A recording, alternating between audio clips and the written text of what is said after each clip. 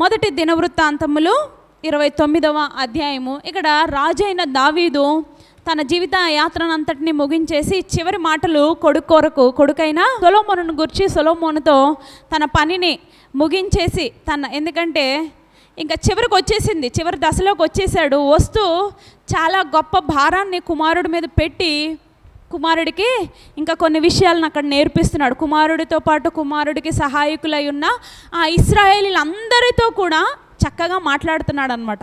అయితే ఆ మాటల్లో ఒక చక్కని మాట మనం ఈ దినం చూడబోతున్నాము. మొదటి దినవృత్తాంతములు 29వ అధ్యాయము 5వ వచనం మొదటిగా చదువుతాను, తర్వాత మిగిలిన వచనాలు చదువుకుందాం. ఈ దినమున యెహోవాకు ప్రతిష్ఠితముగా మనఃపూర్వకముగా ఇచ్చువారెవరైనా మీలో ఉన్నారా? ప్రశ్న. సజీవుడైన నిన్ను రక్షించుకొనిన నీ పాపములకు విడుదల క్రయధనము ఇచ్చి ఆయన ప్రాణమిచ్చి నిన్ను ఒక జనముగా ఆయన కొనుక్కొనిన ఈ దేవునికి మనఃపూర్వకముగా లోపల ఇంకా ఏ భేదము లేకుండా దేవునికి ఇవ్వగలిగిన వారు ఎవరైనా ఉన్నారా? ప్రశ్న. దేవునికి మనస్ఫూర్తిగా ఇవ్వడానికి ఎవరైనా ఉన్నారా అని దావీదు భక్తుడు ప్రశ్న వేస్తూ కొన్ని విషయాలు పైన చదువుకుంటూ వద్దాం. 29వ అధ్యాయము మొదటి వచనం చదువుదాము. తరువాత రాజైన దావీదు సర్వ సమాజముతో, అంటే అక్కడున్న ఇశ్రాయేలీల వారిని, లేవి గోత్రపు వారిని, ఇంకా పైన కింద మీరు చదువుకుంటూ వస్తే ఆయన వారందరినీ ఏర్పాటు చేస్తాడు. ఎందుకు? మందిరం కట్టడానికి కావలసిన పని వారందరినీ ఆయన ఏర్పాటు చేస్తూ సర్వ సమాజముతో ఇలాగు సెలవిచ్చెను. దేవుడు కోరుకొనిన నా కుమారుడైన సొలొమోను ఇంకనో లేత ప్రాయము గల బాలుడై ఉన్నాడు. కట్టబోవు ఆలయము మనుష్యునికి కాదు, దేవుడైన యెహోవాకే గనుక ఈ పని బహు గొప్పది అంటున్నాడు. ఏంటండి అది? దేవుని ఆలయము కట్టే పని. సొలొమోను ఎలా ఉన్నాడంట? బహులేత ప్రాయము గలవాడై బాలుడై ఉన్నాడంట. ఆ వయసులోనే తండ్రి భారం పెట్టాడు తన మీద. ఏంటా భారము? సర్వ సమాజము కూడుకొని దేవుని నామాన్ని స్తుతించడానికి, ఒక గొప్ప ఖ్యాతి గల ఒక మందిరాన్ని కట్టడానికి అక్కడ మాట్లాడుతున్నాడు. మనమైతే ఈ మందిరం అనే ఈ కాన్సెప్ట్లో నుంచి మన దేవుడు మనల్ని ఒక్కొక్కరిని ఒక ఆలయముగా ఆయన చేశాడు. కొరింథీయులకు రాసిన పత్రికలో అదే ఉంటుంది. ఏమని ఉంటుంది? మీ దేహము దేవుని ఆలయమై ఉన్నదని మీరు ఎరుగరా అంటున్నాడు. మరి ఇటువంటి ఈ ఆత్మీయమైన ఈ దేహాన్ని కట్టుకోవడము ఎంత, అక్కడ అదే చెప్తున్నాడు. ఏంటి? ఈ పని బహు గొప్పది అంటున్నాడు. ఏంటంట? చాలా గొప్ప పనిని మీరు చేస్తున్నారు కాబట్టి దీని కొరకు కొన్ని నీతి నిబద్ధతలు కలిగి ఉండాలి, మనఃపూర్వకంగా ఇది చేయాలి అంటూ చెప్తున్నాడు. మరి మనకు కూడా ఇది ఈరోజు అదే సూచన భక్తుడైన దావీదు ద్వారా దేవుడు మనతో మాట్లాడుతున్నాడు. ఈ గొప్ప పని కొరకు మన దేహము, అంటే దేవుని ఆలయమైన ఈ దేహములో నుండి దేవుడు మనతో మాట్లాడుతున్నాడు. ఏంటి? మరి ఈ దేహాన్ని, ఈ ఆత్మీయ దేహాన్ని కట్టుకుంటూ ఆయనకి నీవు మనఃపూర్వకంగా ఇచ్చే సత్తా నీ దగ్గర ఉందా అని అడుగుతున్నాడు కదా. అలా ఇవ్వడానికి దేవుడు కూడా చెప్తున్నాడు. అక్కడ చూడండి 9వ వచనంలో, అలా ఇచ్చిన వారిని చూచంట చాలా సంతోషించారంట జనులందరూ. 9వ వచనం చదివితే, వారు పూర్ణ మనస్సుతో యెహోవాకు ఇచ్చి ఉండిరి గనుక వారు అలాగూ మనఃపూర్వకముగా ఇచ్చినందుకు జనులు సంతోషపడిరి అంటున్నాడు. దేవుని పని కొరకు, దేవుని రాజ్యము కొరకు వారందరూ, మీరు ఆ అధ్యాయం అంతా చదివితే వారుకున్న వెండి, బంగారము, విలువగల రాళ్లను, ఇంకా వారి దగ్గర ఏమేమైతే ఉన్నాయో ఇంకా అవన్నిటినీ తెచ్చి రాజు నిధిలో వేసేశారు. అక్కడ ఉంటుంది చూడండి పైన 8వ వచనం. తమ యొద్ద రత్నములు ఉన్నవారును వాటిని తెచ్చి యెహోవా మందిరపు బొక్కసము మీదనున్న గెర్షోనీయుడైన యెహూయేలునకు ఇచ్చిరి. అంటే అతను ఈ పనులన్నింటినీ చూస్తున్నాడు. దేవుని మందిరము కొరకు కావలసిన ప్రతిదీ ఆయన అక్కడ ఏర్పాటు చేసుకుంటున్నాడు. ఎందుకంటే దేవుడు దావీదుని ఏర్పాటు చేసుకోలేదు మందిరాన్ని కట్టడానికి. ఆ విషయం దావీదు తెలుసుకున్నాడు. ఎందుకు? పాపము చేశాడు. ఏంటి ఆ పాపము? బెత్షెబాతో పాపము చేశాడు. ఇంకోటి ఏం చేశాడు? రక్తాపరాధం. బెత్షెబా భర్తను చంపేశాడు, మరణం చేసేసాడు. కాబట్టి తనకు అది కోల్పోయాడు. అయితే దేవుడు సొలొమోనును ఏర్పాటు చేసుకొని ఈ మందిరాన్ని కట్టించడానికి ఆయన ఏర్పాటు చేసుకున్నాడు. ఇంకా కింద చదివితే అవన్నిటిని ఆయన దావీదు కష్టపడి సమకూర్చాడు. కట్టలేకపోయాడు కానీ కుమారుడికి సహకారంగా అవన్నీ కూడా సమకూర్చాడు. మరి ఈ దినం నీకు నాకు సమకూర్చిన వాడు ఎవరండి? సమకూర్చిన వాడెవరు? ఎఫెసీయులకు రాసిన పత్రిక 2వ అధ్యాయము 8వ వచనం. అయినను దేవుడు కరుణా సంపన్నుడై ఉండి మనము అపరాధముల చేత చచ్చిన వారమై ఉండినప్పుడు సైతము మన ఎడల చూపిన తన మహాప్రేమ చేత మనలను క్రీస్తుతో కూడా బ్రతికించెను. కృపచేత మీరు రక్షింపబడి ఉన్నారు.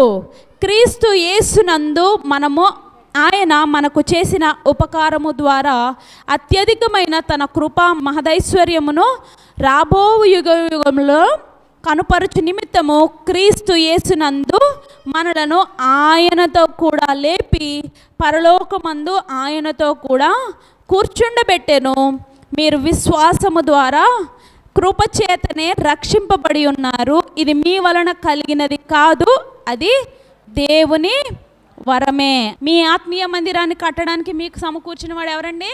యేసుక్రీస్తు ద్వారానే మనకు అవన్నీ కూడా సమకూర్చబడి రక్షింపబడి ఆయన కృపచేతనే ఆయన ప్రేమ చేతనే నీవు నేను విడుదల పొంది ఉన్నాము. నీవు నేను ఈ ఆత్మీయ మందిరాన్ని మనము కట్టుకొంచున్నాం. అవునా? ఆయన కృప, ఆయన ప్రేమ, ఆయన ప్రణాళిక, ఆయన ఆలోచన నీ మీద నా మీద ఉన్నది గనుకనే నీవు నేను ఈ దినము ఆయన మందిరంలో కూర్చొని ఇట్టి రీతిగా ఆయన నామమును స్తుతించుకునే ధన్యతను ఆయన నీకు నాకు దయచేసి ఉన్నాడు. దేవుని మందిరంలో ఉన్నప్పుడు ఎప్పుడు పాలు తాగే వారముగా ఉండాలని మనం ఉండకూడదు. పౌలు భక్తుడు కూడా అదే చెప్తాడు. మీరు పాలు తాగే వయసు నుంచి ఇంకా బలమైన ఆహారం తినాలన్న ఆశ మీలో ఉన్నప్పుడే మీరు ఇంకా బలపడతారు దేవునిలో. అవునా?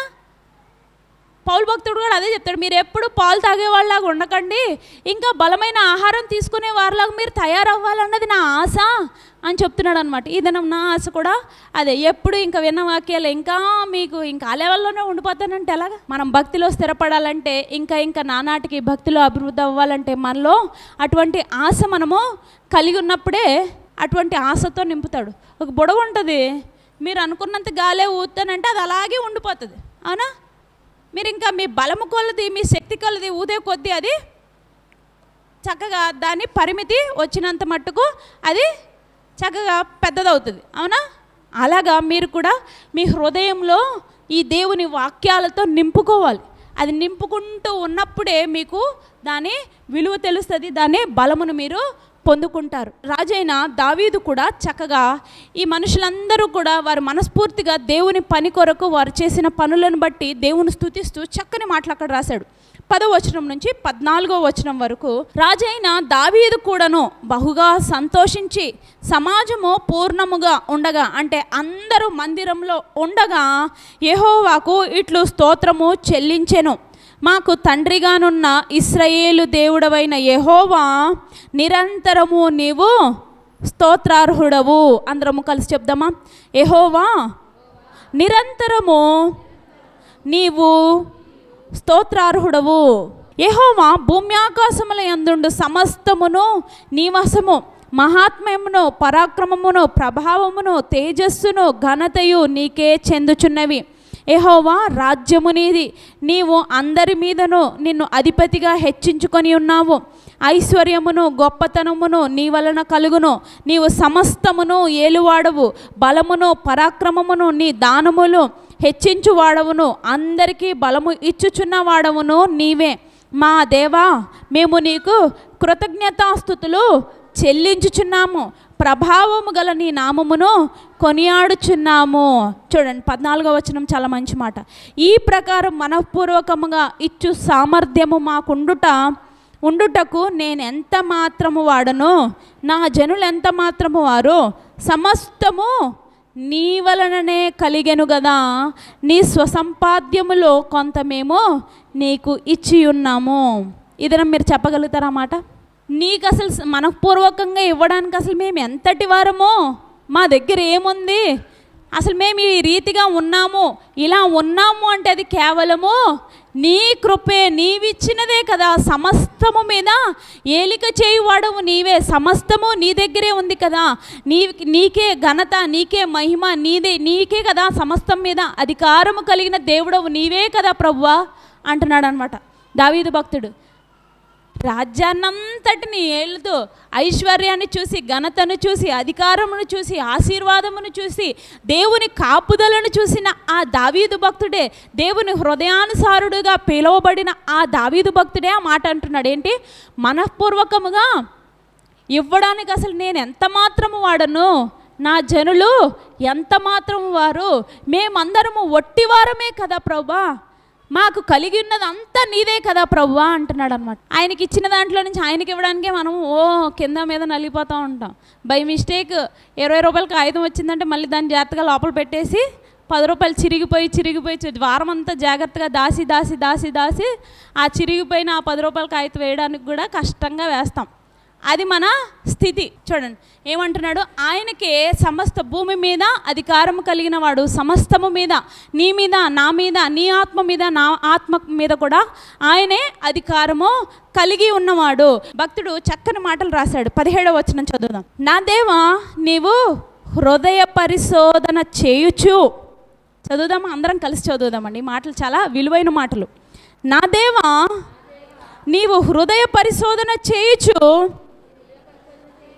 యథార్థవంతుల యందు ఇష్టపడుచున్నావని నేను ఎరుగుదును. నేనైతే యథార్థ హృదయము గలవాడనై ఇవన్నీ మనఃపూర్వకముగా ఇచ్చి ఉన్నాను. దావీదు భక్తుడు చక్కగా చెప్తున్నాడు. ఏంటి? ప్రభువా, నీవైతే యథార్థవంతుల యందు వారి హృదయాలను తెరిచి నీవు చూస్తున్నావు. వారు దేవునికి ఏమి ఇస్తున్నారు, ఎలా ఇస్తున్నారు అన్నది నీకే తెలుసు ప్రభువా. మరి నేను మాత్రం నిజంగా నా యథార్థ హృదయంతో నేను ఇచ్చాను ప్రభువా అంటున్నాడు. అదే అడుగుతున్నాను ఈ దినం ప్రశ్న. ఈ దినమున ఈ మందిరములో మనఃపూర్వకముగా యెహోవాకు ప్రతిష్ఠితముగా ఇవ్వడానికి ఎవరైనా ఉన్నారా? నేర్చుకోవాలి. దావీదు భక్తుడు అందుకే ఆయన హృదయానుసారుడు అయ్యాడు. ఆయనదే సమస్తము కనుక ఆయనకి ఇవ్వడం మనం నేర్చుకోవాలి. నీ ధనము, నీ ఘనము, నీ బలము ఆయనకు అక్కర్లేదు. ఏంటి ఆయనకు కావాల్సింది? 51వ కీర్తనలో చక్కని మాట ఉంటుంది. నీవు బలులైనను అర్పణలైనను నీవు కోరుటలేదు. మరి ఆయన ఏం కోరుకుంటున్నాడు? విరిగిన హృదయమే, నలిగిన మనస్సే ఆయనకు ఇష్టమైన బలి అంటున్నాడు. ఈ దినం అటువంటి బలి నీవు నేను చేయటానికి ఇష్టంగా ఉన్నామా? నా దేవా, నీవిచ్చిన సమస్తమును బట్టి నీకు స్తుతులని ఆరాధన చేద్దాం.